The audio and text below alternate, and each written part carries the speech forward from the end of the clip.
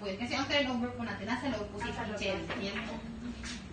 Then, ang maganda lang din po dito, naka-ready naman na po ang mga water pipes nyo. If ever po, na ililipat nyo si CR, tatanggalin nyo si CR, ililipat nyo sa likod. May mga ganun po tayo. Ibibigay naman po sa inyo ang floor plan ng bahay. Once po natin po. Akit po kayo sa taas, nandun po yung master's bedroom, which is, siya po ang connected po doon sa balcony po natin. Malaki pala likod. Pwede naman po, ma'am. Sinasabi ko nga po dun sa iba kong tripping, ma'am. Dito po sa Camellia, ma'am, it's either choice nyo kung magpapabakod kayo. Kasi, yung iba po dito, ano na, ayaw, parang gusto nila mag-county style, katulad sa US. Ayaw nila na may bakod. Dalawa?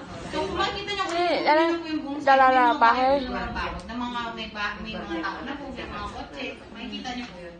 Tapos may mga, di ba po may pinirmahan naman po kayong guidelines and restriction. Ando na po yung mga sizes ng mga bakod na pwede nyo pong itayo or what.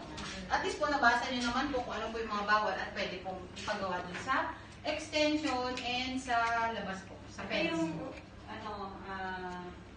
unang bedroom. Yes po.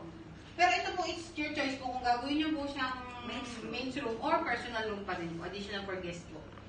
Main room mas okay. Karaan sa taas tayo. Sige po.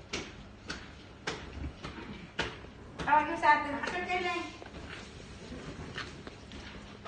Laki na likod. Malaki ata. Pwede daw magkameron pa rin ang kusina. Ito, isang po. Gusto yung makalawas.